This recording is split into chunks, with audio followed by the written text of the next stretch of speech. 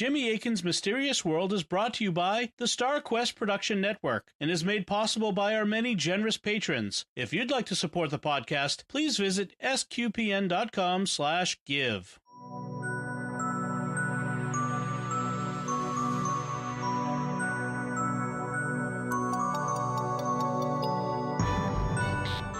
You're listening to episode 32 of Jimmy Akin's Mysterious World, where we look at mysteries from the twin perspectives of faith and reason. In this episode, we're talking about the Russian woodpecker. And no, I don't mean a bird. I'm Dom Bettinelli, and joining me today is Jimmy Akin. Hi, Jimmy. Hey there, Dom. So in 1976, a mysterious radio signal began to be transmitted, and it was so powerful that it interfered with radio communications over much of the Earth, takes incredible power to do that. And eventually the signal was traced to a secret location in the Soviet Union. And pulsing 10 times a second, it made a sound like a woodpecker pecking on a tree, so it became known as the Russian woodpecker. This broadcast continued until the Cold War started to wind down in 1989. So what was the Russian woodpecker? And what was the Soviet Union trying to do with it? That's what we'll be discussing today on Jimmy Akin's Mysterious World. So, Jimmy, what was the Russian woodpecker? Well, as you said, it was an incredibly powerful radio signal that usually, not always, but usually pulsed at around 10 hertz. A hertz is a measure of frequency or how often something recurs. So like 1 hertz, something has a frequency of 1 hertz if it happens 1 times a second. So the woodpecker normally played at 10 hertz, so it would pulse 10 times a second. And on the radio, it sounded like this.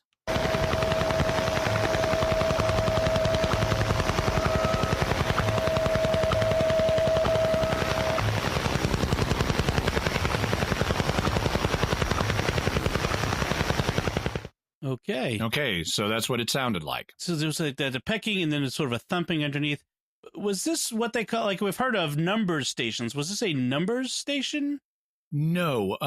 For one thing, it was way more powerful than a typical numbers station. And by the way, we'll be doing a future episode before people ask, as they already have. Yes, we will be doing a future episode on numbers stations.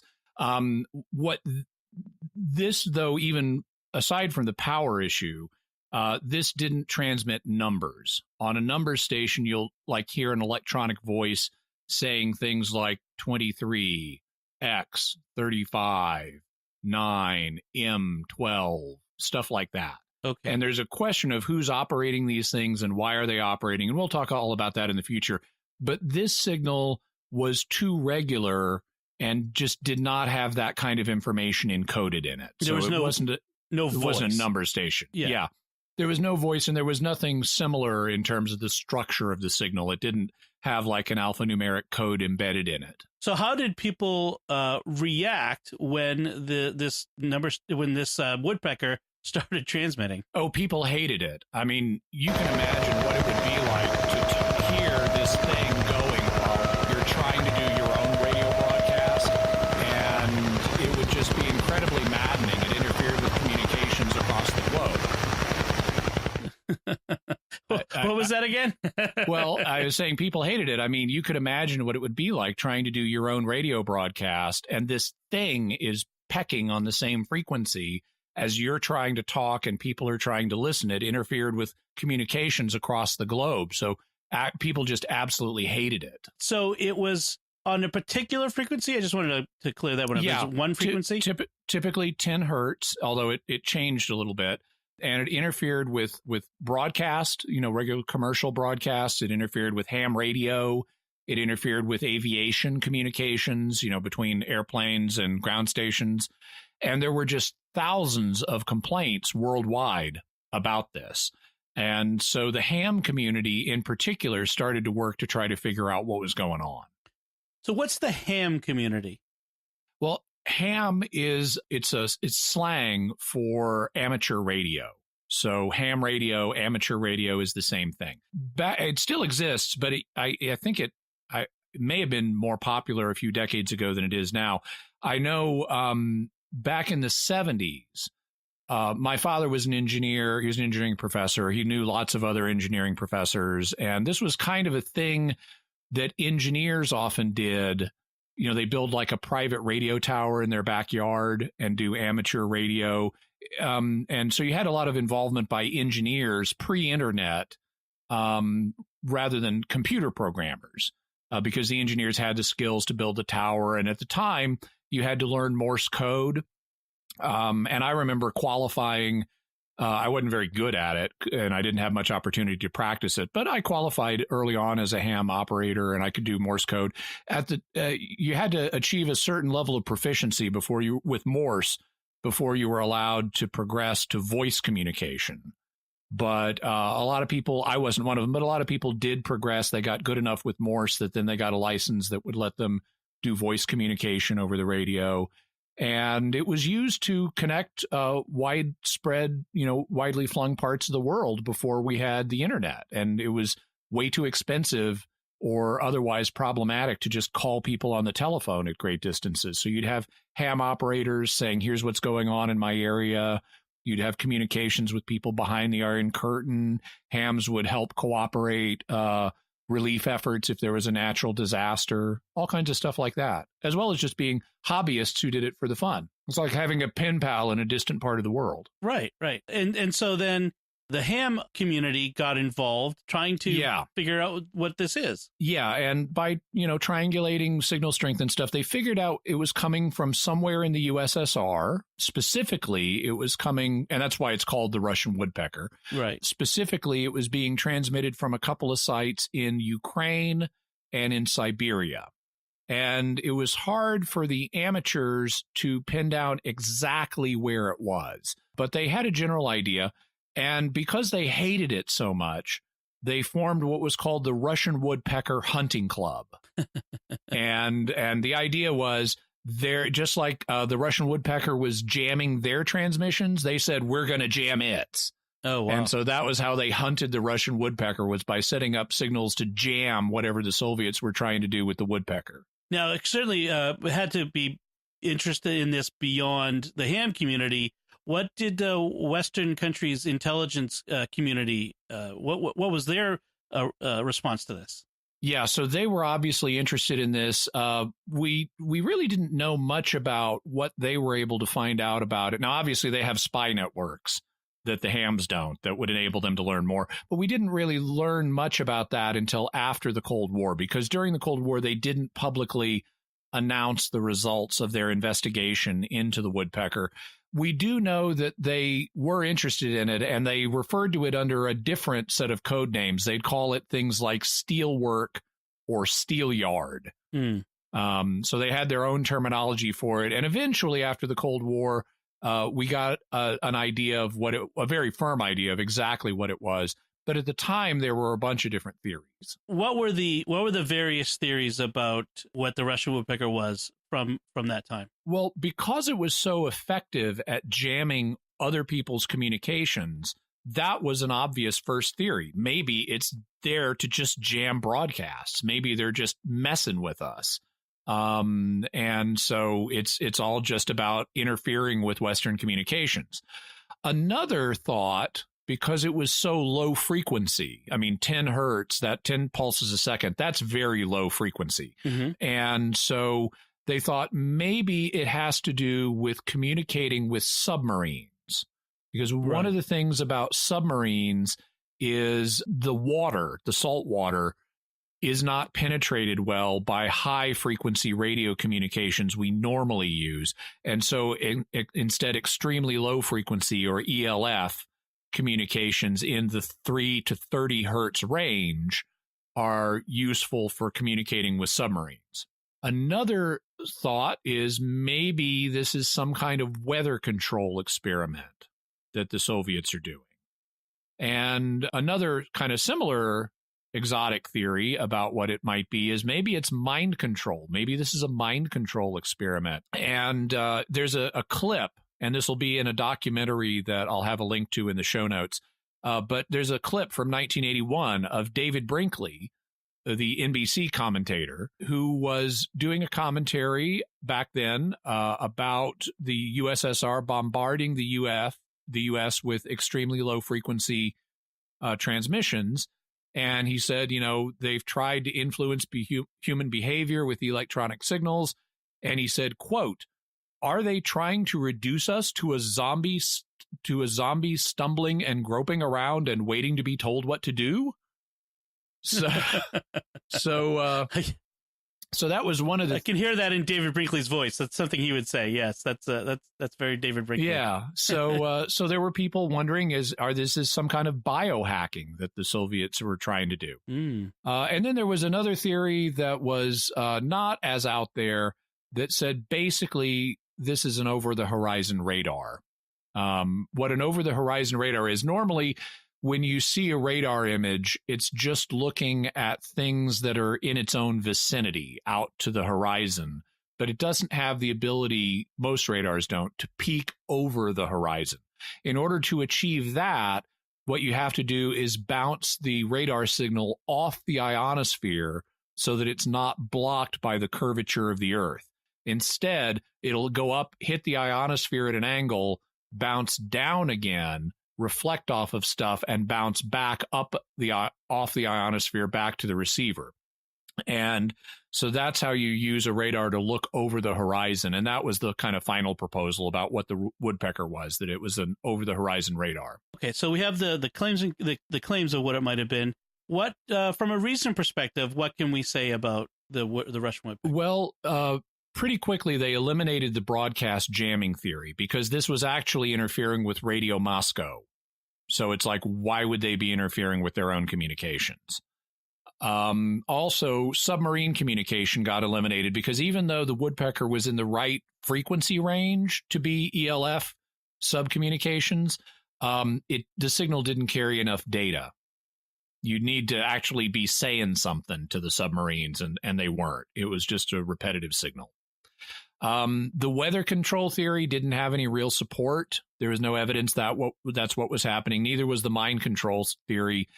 But the over-the-horizon radar theory was well supported. A lot of the hams picked up on this because being a lot of them being engineers, they knew about how radar worked, a lot of them. And so they said, yeah, this thing is structured like a radar signal, and the placement of the different facilities that they could tell it was coming from indicated like this is trying to get more global radar coverage by placing them in different areas. Like the placement looks designed to spread the coverage of this thing, of this radar signal. So that was pretty much what the ham community concluded was likely going on. And so with the end of the Cold War, lots of these secrets got revealed, and we found out about a lot of things that was going on behind the Iron Curtain. What did we find out about the Russian Woodpecker after that? Well, one thing we learned is what they called it, because Russian Woodpecker was just our name for the thing, because it was a classified program. They called it the Duga radar. And as the name indicates, it's radar. We also learned the exact sites, and you can actually go to them today. If you do that, you'll see a huge structure. I mean, this thing is like hundreds of feet tall. It's these just arrays, rectangular arrays of towers that are netted together in a way. It kind of looks like a huge set of box springs on its side. I mean, it looks a little bit like that. It's so big that the transmitter and the receiver were 40 miles apart. And wow. The receiver turns out to be located in what was the closed military town known as Chernobyl 2. And that Chernobyl connection is going to come back. So it's right there next to the receiver was within sight of the Chernobyl nuclear plant. So what's going on with the Russian Woodpecker today? Its main broadcast shut down in 1989, but there has been a recurrence in just the last few years of a similar signal that's now called the container radar, which is located in Russia rather than the Ukraine, because Ukraine is now an independent nation. And it uses a new generation of over-the-horizon radar. So they've improved that. There's also less need for over-the-horizon radar now because we have satellite networks that provide a lot of the coverage. The basic purpose, as we'll get to with the Russian Woodpecker, was it was looking for American missile launches. And you want to look over the horizon to see those, because if you wait till the missiles come over the horizon, you have no time to respond. But now we have satellites that can detect missile launches, and so there's not as much need for this. You can actually go to visit the receiver for the Duga radar or the Russian Woodpecker. It's located in the Chernobyl exclusion zone, which is a radioactive area that you're not allowed to live in.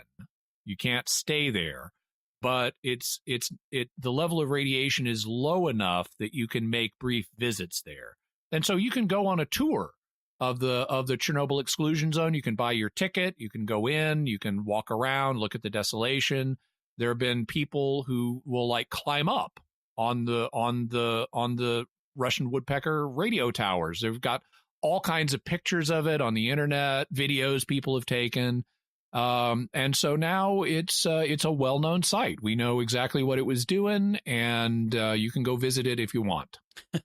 So is that it? Is that our mystery wrapped up quicker than usual this week? Well, it would be, and this would be our shortest podcast to date, except there's a big twist. And the big twist involves Chernobyl, which, as we said, is located right there next to the receiver. So in 2015, a documentary called The Russian Woodpecker came out, and we'll have a link to it in the show notes. The video features a performance artist from Kiev named Fedor Alexandrovich. And he's an interesting character. Being a performance artist is interesting enough. But there's more. His mom, who is interviewed in it, talks about he was a pacifist as a child during the Cold War. And he went out and tried to gather peace signatures on petitions from other children. So they naturally beat him up. And he was there when in Kiev, which is near Chernobyl, in 1986, when the Chernobyl nuclear disaster happened. And so he himself was evacuated and placed in an orphanage temporarily. He has strontium in his bones as a result of the Chernobyl accident. And as a result, he's had some health problems.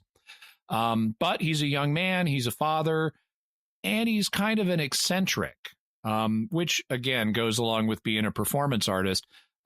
He's the kind of guy who makes art films where he will get naked except wrapping himself in plastic wrap and walking through a radioactive site carrying a torch to make a statement.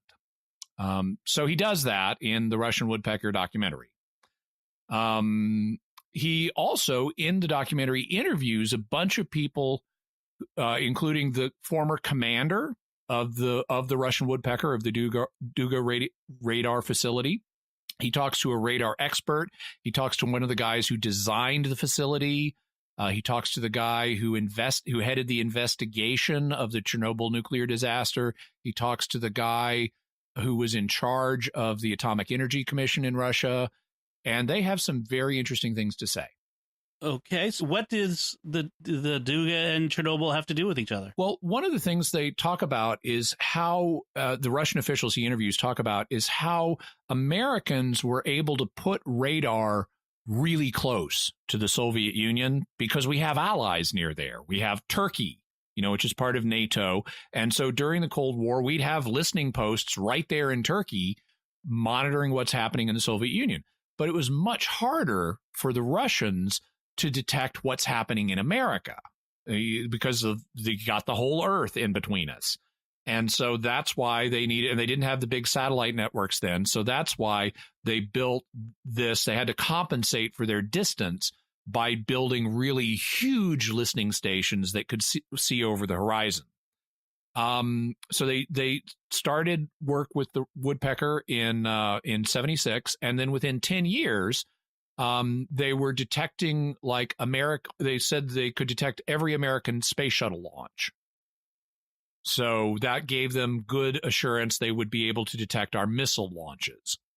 There were 9 major U.S. missile bases that they were watching, and they had they'd gotten it developed enough they would have about 25 minutes warning if we launched to make some kind of decision about what they were going to do. They would have 25 minutes notice. So they could contact the Kremlin and say, activate the perimeter system, which we've also, the secret Russian doomsday system that we've also talked about in a previous episode of Mysterious World. And they actually wanted us to know about this because they wanted us to know that we could see these missile launches, so we would be deterred, that they could see our missile launches so that we would be deterred from thinking we could launch and not have them retaliate. Okay. So actually, even though they didn't publicly announce it, they knew American experts are going to know this is an over-the-horizon radar, and we want them to know that. So they didn't really want, though, to interfere with normal communications. You know, they learned that their signal was interfering like with SOS signals, so people were being endangered by this, and they actually tried changing the frequency so that they wouldn't interfere with other needed important signals. But when they did that, they couldn't overcome the Northern Lights, which also have a radio dimension to them. And so they were competing with the Northern Lights, and that kind of boxed them in terms of the frequencies they could use for this radar. Also, this was an extremely expensive project. It cost like twice as much as the Chernobyl reactor did. The figure that's given in the documentary is it cost 7 billion rubles, which, I mean, $7 billion doesn't sound huge for a government thing in America, but in the Cold War, in economically underdeveloped Russia, I mean, I remember when the Cold War ended, Gorbachev said, in order to just catch up with Portugal, we're going to have to work for 14 years on our economy. Right. So 7 billion rubles, this was a big amount. The commander of the Woodpecker says that they never actually went into combat mode with this thing. They'd been working on the system and refining it, and they were going to make some final revisions to the engineering and stuff, and then go put it on combat alert status in September of 1986. But in April of 1986, the Chernobyl accident happened, and they were told to stand down.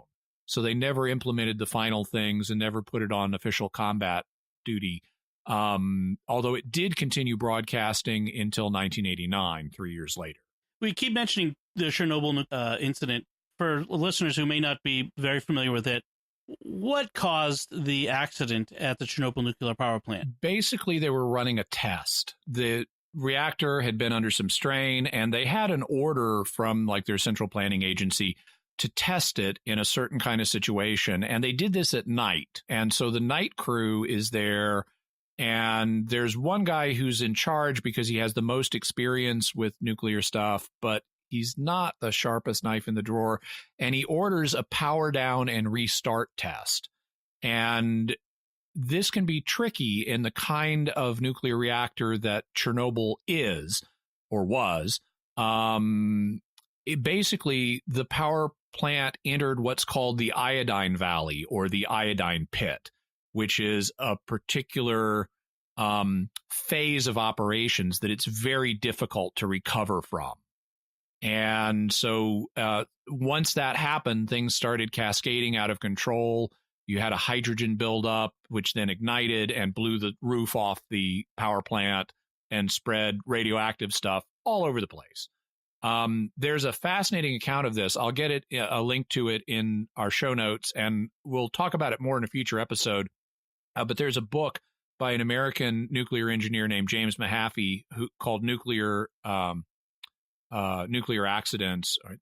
Atomic Accidents, that has a fascinating account of exactly what happened with Chernobyl and other events. And he's a marvelous writer. He has a real gift for making it interesting and fun, if that's possible to read, because you sense it's kind of like a black comedy. You know, because of the topic of the book, you're headed towards something is going to go wrong here, and you're just watching these guys inch closer to something really stupid happening. But in any event, that's basically what happened with Chernobyl. The night crew did this power down and restart test. It went into the iodine valley, and they couldn't recover. Meanwhile, we have this film, this Russian Woodpecker film documentary from 2015. And it has this really Cold War paranoia vibe, even though it came out in like 2015. it's really clear that for the performance artist it features, Fedor Alexandrovich, that the Soviet Union really haunts this guy. And I mean, he's still he was a peace activist as a child. He is still a peace activist. He is all against. He's also Ukrainian. There's been lots of tensions between Ukraine and Russia lately. And he's really concerned that the Soviets want to rebuild the USSR and launch World War III. And so there's this big Cold War vibe in the documentary. It uses lots of hidden camera footage because even now, after the Soviet Union has been gone for all this time, a lot of the interviewees don't want to talk on camera. And so he not just keeps their faces blurred in some situations or doesn't name them, he actually uses hidden camera footage. There's one scene where one of his associates gets one of them drinking and uses a hidden camera on him. So you have positively unwilling interviewees being, taped without their knowledge. During the course of the film, Fedor's parents start to fear for his life because of, what's happening with the documentary. Fedor himself starts to fear for his son's life. And at one part, after he makes a very dramatic claim about the radar and he becomes very scared, he says, okay, we're not pursuing this anymore. And the documentary takes a different direction. Partially. The filmmakers pull it back onto the same subject a little bit, but Fedor at one point at least says, I'm done with this. This is too dangerous. We're not doing this anymore. So what was this dramatic claim that made him want to stop? Well, basically, he says he talks to some of the experts who say that basically the Woodpecker didn't work as well as it should have. And that was a problem, according to Alexandrovich, because of how much it cost. He claims that there was a death penalty in effect for wasting government funds at the time. And so, according to him, this is his theory, the Soviet Minister of Communications, Vasily Shamshin, who was in office in the 1980s, he held the post of Minister of Communications from 1980 to 1989. He's now dead. He died in 2009. But according to him, Vasily Shamshin, who was over this project and had advocated it early on, would have potentially, along with the designers of the Russian Woodpecker, would have been in big trouble and possibly subject even to the death penalty for wasting government funds on this project that didn't work as it was supposed to. And according to Alexandrovich's claim, Shamshin then pressured the Chernobyl engineers into performing a dangerous test on the nuclear power plant at a dangerous time, knowing that it would likely lead to disaster, and that thus they would ruin the area in which the radar receiver was located, and thus be able to hide the failure of the radar system by blaming it on the nuclear power plant accident. So basically, you cause the worst nuclear accident in history to hide the failure of the radar and save the radar's designers and the officials over them in the Soviet structure. That's the big claim. Yeah, it seems like an excessive method to hide your failure. But yeah. Paranoid times lead to paranoid actions. So that's the claim. Right. Yep. And he interviews a bunch of people about and asks them about this claim, and it really comes down to a key phone call between the head of the Atomic Energy Commission and the engineers at the plant.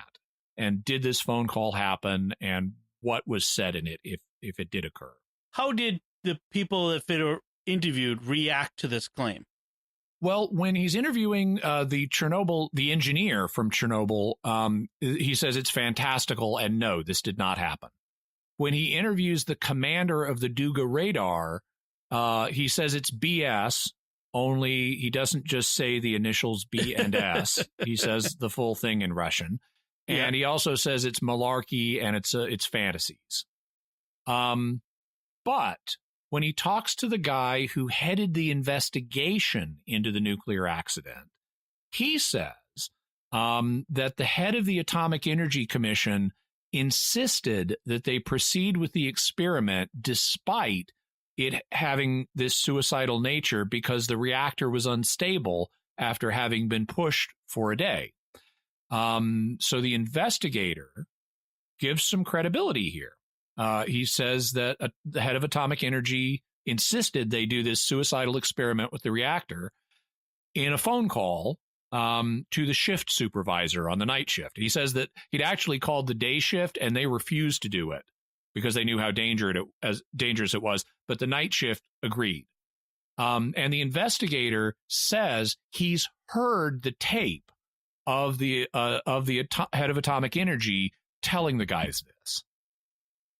Interesting. Which, given that the head of the Atomic Energy Agency would be complicit in the crime, it's not unexpected that he would deny it, I suppose. No, and in fact, he does deny it. He's also interviewed in this, and he says that there is no such call, that he did call the plant after the accident, and his voice is, it appears in transcripts. He's shown speaking in transcripts after the accident occurred, but he denies that there was any such phone call prior to the accident. He also says that the investigator who was charged to look into this is in the translation, a quote, odious and dirty person. He also bizarrely seems at one point to say there was no such person as Vasily Shamshin, even though his existence is a matter of public record. Right. So I don't know what's up with that. That seems like a bizarre claim. I wonder if there's any translation issue or what that might mean. I don't know what to make of that. Another expert that they talked to says the tapes have been falsified and the key documents are still classified. So so this is an interesting turn that this episode has taken. So what do you make of this theory then? Well, we basically have a he said situation where you've got the head investigator and the head of Atomic Energy flatly contradicting each other. The artist, Fedor, doesn't claim to be able to resolve this. He admits he's not qualified in this area, and this is only, quote, a theory, close quote. I found myself wondering how much of this is a performance on his part, because he's a performance artist. They do bizarre, pranky stuff sometimes. And so I'm wondering partly how much does he even believe this theory? And there's this moment, like I mentioned, where he says, okay, I'm afraid my son is in danger. We're not going to do this anymore. And at that point, like, the other filmmakers are going, dude, you have totally sold out. You're a total sellout now, even though they'd previously been praising him as a brave genius. Well, part of me wants to know how much of this is just a performance. I mean, the people he interviews, I assume they're telling the truth from their perspective. I mean, they're the actual officials. But the only one who gives a strong confirmation is the investigator after the accident. Everybody else denies pretty much. At least the people who had direct knowledge of the situation. So I find myself wondering, okay, so if this radar is not functioning the way it should, surely there are better ways to do this earlier on than mere months before it's scheduled to go into battle mode. There are all kinds of, if you're an administrator and you learn this, you could set up a fall guy much earlier than that. Right. So it's kind of a last minute thing. If, in terms of we're going to blow the station just months before this is scheduled to really be used in a big way, or the way it's meant to be. Also, they didn't shut it down completely in 1986. They continued to use it until 1989. Three more years, suggesting it was working well enough that they saw value in it until the Cold War began to wind down. I mean, maybe it didn't detect, the beating of a gnat's wing the way they wanted it to, but they saw value in keeping this thing running. So how bad could its operations have been? So ultimately, I think that the claim that Fedor makes in the documentary is improbable, but I can't rule it out. Period, because in paranoid times, people do paranoid things. So we always approach things from a faith and reason perspective. That was the reason perspective. Is there a faith perspective on this story? Not so much. One thing that's nice, though, about watching the documentary is, Our Lady of Fatima said Russia would be converted. And in talking to the Russian and Ukrainian officials in this documentary, even though atheistic communism was the official ideology of this region just a few decades ago, wow, they've got tons of icons and religious symbols in their offices. Yeah. So even former communist officials just have icons all over the place. So however imperfect the conversion, it's nice to see it. That's good. Also, right now, things are really tense politically between Russia and Ukraine, but also there's a really tense conflict in the religious world between the Russian Orthodox Church and various Ukrainian Orthodox bodies that have been seeking to unite and form a single autocephalous, that means self-headed, right, Ukrainian Orthodox Church, which the Patriarch of Constantinople has recognized, but the Russian Orthodox have not recognized. And so there's a schism right now. And I'd encourage everybody to pray for that, just because it involves these same group of believers, even though it doesn't have anything to do with the Duga radar. Right. That's always good to pray for these conflicts. So, Jimmy, what's your bottom line on the Russian woodpecker mystery? What do you say? So it was an over-the-horizon radar. It was a mysterious relic of the Cold War that's really creepy to look at, and I'm sure would be creepy to go visit, but it probably was not the cause of the Chernobyl accident.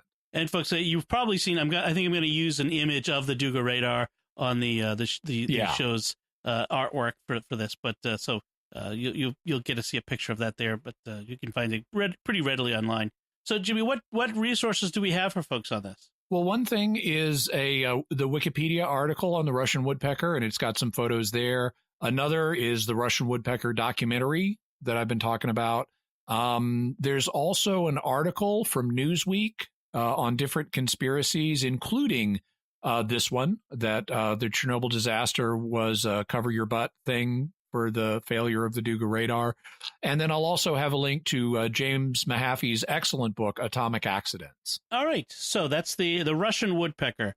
Let's move on to our mysterious feedback. We've got some feedback on our Jimmy Hoffa episode that we did. Francis Lee writes on YouTube, all right, at first I thought the ghosts and pyramid topics were coincidental, but then you do the scrolls and the birth of Christ, Dyatlov Pass, and now Jimmy Hoffa. This blows my mind because not even a week ago I started watching documentaries on him randomly. Just last night, my dad and I had a long conversation about him. My mom's side of the family is Sicilian, so we joke around a bit about the mafia. I can't believe every topic that I personally take interest in and start researching at that time, a podcast comes out either that week or soon after. I mean, do you have a line on what Francis Lee is doing here? Well, I have something similar. I have often noticed that I'm thinking about some obscure thing. I haven't heard about it from anybody else. I'll just be thinking about it on my own. And then very shortly thereafter, I'll get asked a question about it on Catholic Answers Live. It's like my guardian angel or God is preparing me for hearing about this or for needing to interact with this in a bigger way. So I even keep a log.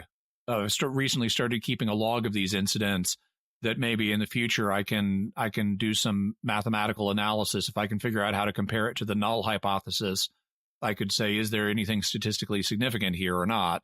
But I don't know. Same thing, whether by chance or by providence, the same thing happens to other people in one way or another. Maybe it's collapsing probabilities in a multiverse. William Geist writes on YouTube, I wasn't initially interested in the topic of Jimmy Hoffa. After listening to the show, I was intrigued and thoroughly entertained. Thanks. Thank you very much, William. I appreciate you taking the time to listen to the episode, even though it's kind of an interesting balance in prepping for the show, because if I made every episode something people have heard of, we'd run out of episodes pretty fast. And we also wouldn't cover some really interesting stuff. because some of the lesser known things are some of the most interesting. So my commitment to the listener is I'm going to tell you something really interesting every time out, even if you've never heard of it before.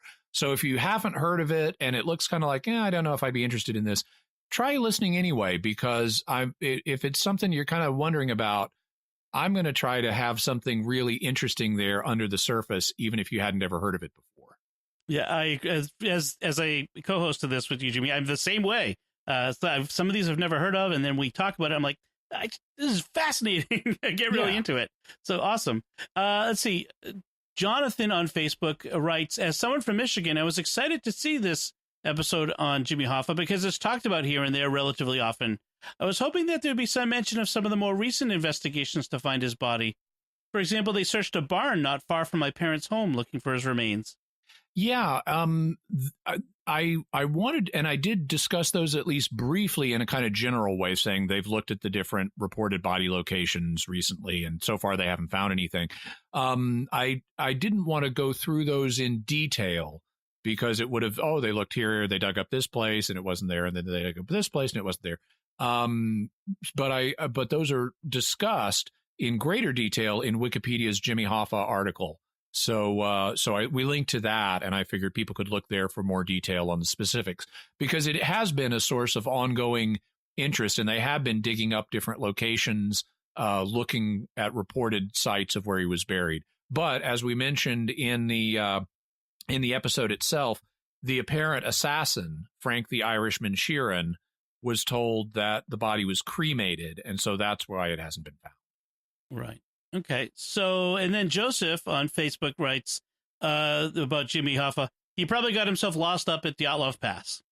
Well, stranger things have happened. Yep. If you listen to this show, you know they have. So, Jimmy, that's our feedback. How about some mysterious headlines? Okay, so I have a couple of things. Both of them are science-y this time. One of them is about an atmospheric phenomenon named Steve. Steve stands for Strong Thermal Emission Velocity Enhancement, and it's a term that's been used to refer to a new kind of northern lights phenomenon. It is not the same as normal northern lights. One of the things about Steve is it appears dominantly purple with some green highlights, little green accentuations, I suppose, which is neat for me because as a kid, the colors of my elementary school were purple and with green highlights. So I had a shirt that go Root Rattlers. But what's also weird about it is it occurs farther south than the northern lights typically do. And so recently people were out observing Steve, just ordinary, sky watchers. And they said, well, what is this? And they contacted, the appropriate atmospheric study groups, and they said, we don't know. This is kind of new. And they've been looking at it from the other side with satellites. So you can read about Steve, the new northern lights-like phenomenon. Also, speaking of things that happen in the sky, a supernova may have prevented Earth from being a barren water world. As we've learned more about exoplanets and other star systems, a startlingly large number of them seem to be covered with water if they're a terrestrial planet like us that has a rocky core. Gas giants are their own thing. But if it's a terrestrial planet, it's much more likely to just be covered with water than we previously thought. And so that leads to the question, well, why are the planets that are rocky in our solar system not just covered with water? I mean, like Mercury, that is not covered with water. Venus is not covered with water. Earth has the most water, but even it's not covered. Mars is not covered with water. So, Pluto, which is a planet, is not covered with water. Neither is Ceres, one of the larger minor planets. So we have all these bodies that are rocky, but are not water covered. And so the proposal is that early on in our solar system's history, a nearby star may have gone supernova, which then caused the planets in our solar system to lose the water they otherwise would have had. It blew that water out of our solar system. And it also may have left other traces that we can detect to support the idea that there was this supernova. And that may have then provided some of the reasons why we got life on Earth.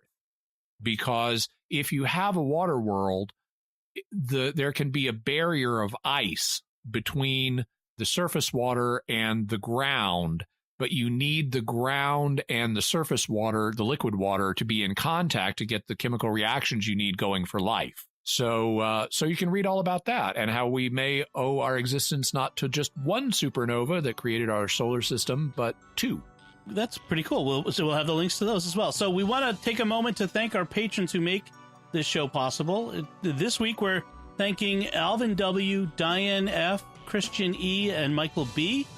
Through their generous donations at sqpn.com/give. They make it possible for us to continue Jimmy Akin's Mysterious World and all the shows we do at sqpn.com. And you can join them by visiting sqpn.com/give. So that's it from us. What did you think about the Russian woodpecker, the radar station Duga? Let us know. And the Chernobyl theory.